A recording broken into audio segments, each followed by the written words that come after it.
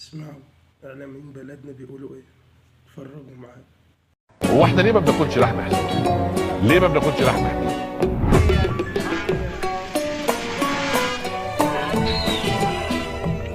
بسميكوا اللي بتاكلوها دي لحم حمير.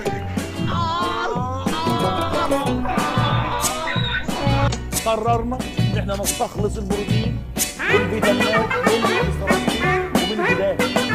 لا حضرتك يا صاحبي باكل دبان ما باكلش صراصير. يبقى اذا الحمار المخطط يجوز اكله. هو احنا ليه ما بناكلش لحم حصنه؟ اكل لحم الكلاب جائز لانها طاهره. على اخر الزمن هناكل حمير وحصنة وكلاب وصراصير وديدان.